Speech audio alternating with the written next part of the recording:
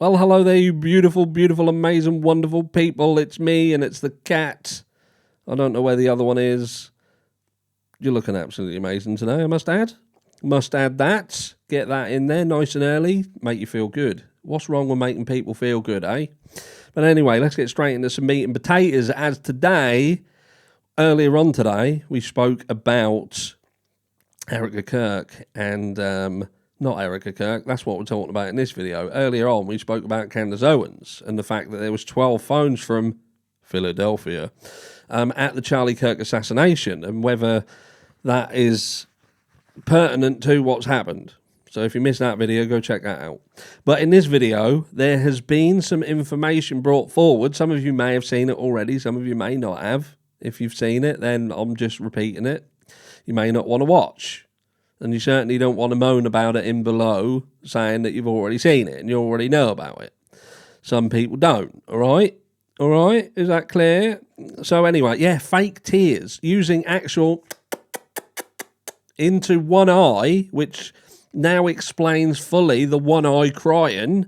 Do you know what I mean? Why would you not put it in both eyes and make it look, probably because she wouldn't have been able to walk from behind the stage to the front of the stage without walking into a wall. She had to have one good eye so she could see, couldn't she? You know what I mean? Anyway, before we get into that, I just need you to take a few minutes just to listen to something. You know me, I don't ever entertain any kind of sponsorship on this channel unless absolutely I feel that it's pertinent to your safety. And this certainly is. So let's just check this out first and then we'll get straight into it. If you're anything like me, you find yourself on the internet all of the time, whether it be looking for information on crime or the people around crimes. And sometimes that means that you have to go to sites that you not normally would go to. And let's face it, if you're on the net, you're at risk. And that is why I decided, finally, because you know how I feel about sponsors, to join up with Aura. And I did so in this promotion, this paid promotion, that I am hugely against, by the way, so you know if I'm doing it, you've got to listen. And that is because, again, if we're on the internet, we're not safe. And that's as simple as that, and you need to get safe. And you need to check this out, right? Because this is what we're talking about. We're talking about things like this.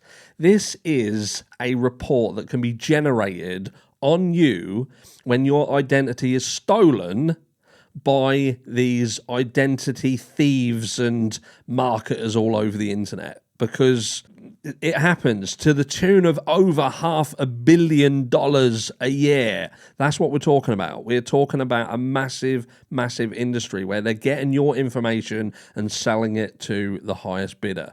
And just check this out. So a personal overview, that's your name, your age, when you was born, your addresses, aliases, contact info, all of your email addresses, phone numbers, address history, your relatives, possible relatives, all of these. This is a redacted report of an actual person, by the way.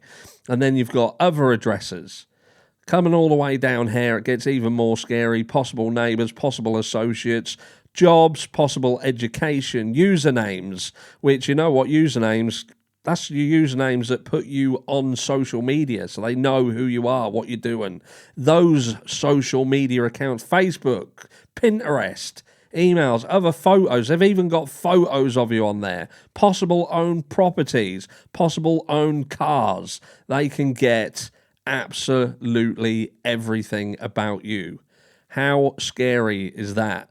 And if you don't want to find yourself victim of this, you can click on the link down below in the pinned comment and in the description and head over to Aura. And once you click on that link, that will take you over to here, which is a loading screen. This will give you the chance to check it out for 14 days completely free of charge, where that will give Aura the time that they need to start removing your information from these companies that have it. They will reach out to them and they will get it off. Yoink, gone, no longer a risk.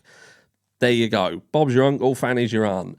And they monitor everything all the time. So as your information appears, they're going, yoink, get it, and getting it back off to keep you safe all the time. There is 24/7 monitoring, and there is other things that they do as well. They're constantly working in the background to keep you safe while you're on the line, whether that be VPN use, which is something in an abundance of things that they offer that some other companies, they don't offer. Because there are other companies that do these things, but they don't do it quite as well as Aura. And like I say, VPN usage, which is something that is an absolute must for me, because there are simply some sites that I can't access without the use of a VPN. So I want to know that the VPN is absolutely safe. So if you want to keep yourself safe online, and those around you and your loved ones and seemingly your neighbours as well, click on the link again in the pinned comment in the description of this video and head over and get your 14-day free trial of Aura now. Back to the video. Well, it's I'm now back and the cat is on my shoulder. You're on my shoulder, aren't you? On my shoulder? We was just talking about keeping people safe on the internet, mate. Keeping people safe. What do you reckon of that? You think they should be safe, don't you? Of course they should. Anyway, let's get into talking about Candace Owens. No, not Candace Owens, Erika Kirk. You're throwing me off, Kat. You're throwing me off. That's it. Show everyone your backside. That's what everyone wants to see. So there's been a video that's gone out, what you saw at the beginning of this video, and it was of Erika Kirk apparently putting fake eye crying juice into her eyeball and then walking out onto the stage, and it's caused a little bit of backlash, which we're going to talk about something later on in this video, because I feel that she has now been put into a place where she needs to do something, or people are rarely going to struggle to deal with her. They're already struggling with it, but it's going to get worse. But let's just have a look at this.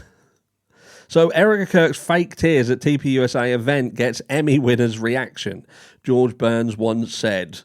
It says a viral video allegedly showing Erika Kirk's fake tears at Charlie Kirk Memorial drew reactions, including from John Cleese.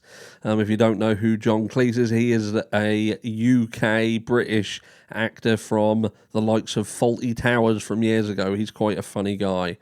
Erika Kirk, the widow of Charlie Kirk, has taken over his organisation, Turning Point USA, as its new CEO. The former Miss Arizona is carrying out the work of Charlie Kirk, or she's trying to, attending TPUSA's events on various college campuses.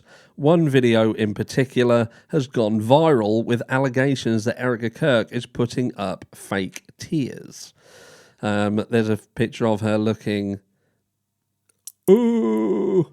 What do you reckon of that, Kat, eh? What do you reckon of that? The video in question allegedly shows Erika Kirk putting on tear-inducing solution on her eye in the backstage before going up to speak at a memorial for Charlie Kirk. The video was shared by Emmy Award-winning comedian John Cleese with a reaction that also went viral.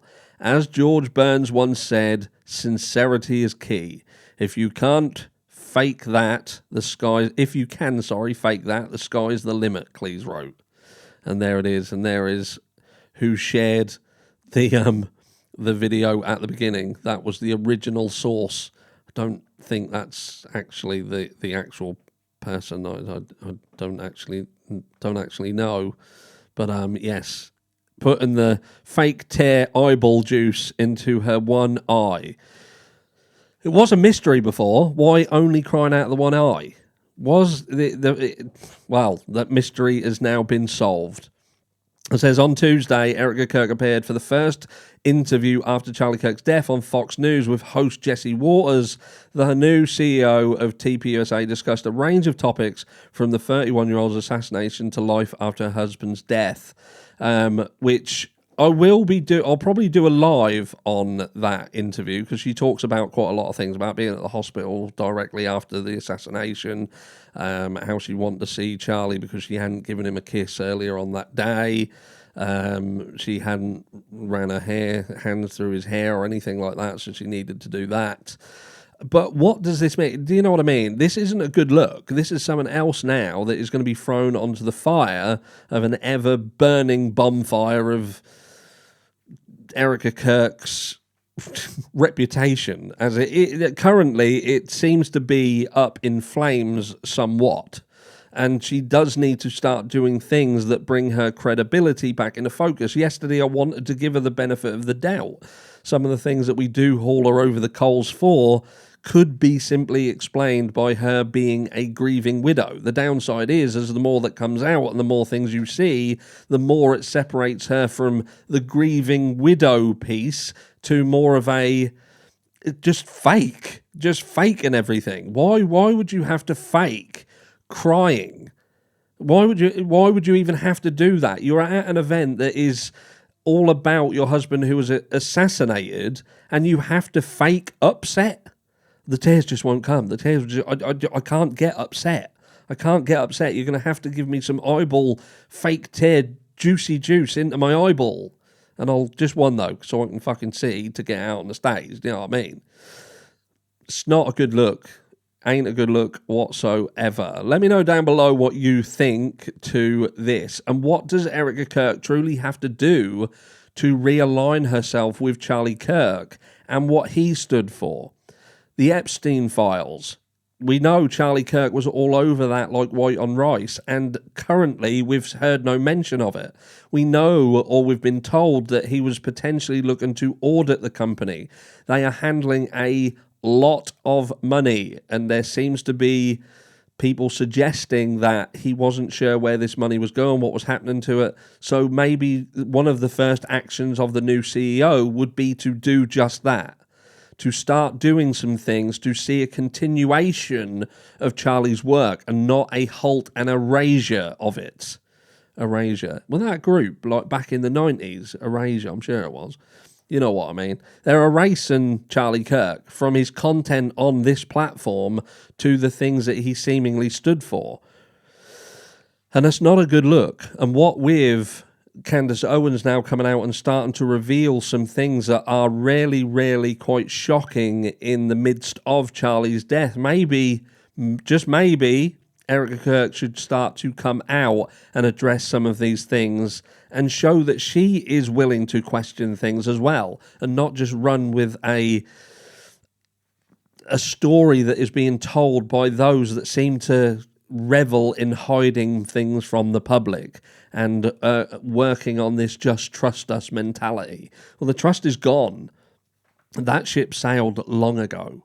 We now want transparency, we want truth, and we want conclusions in cases, not just Charlie Kirk's, but multiple cases that we've seen that come to a conclusion and leave us like, what happened there? What actually happened there? What do we miss? We don't need to miss anything. We need to see everything. We need clarity.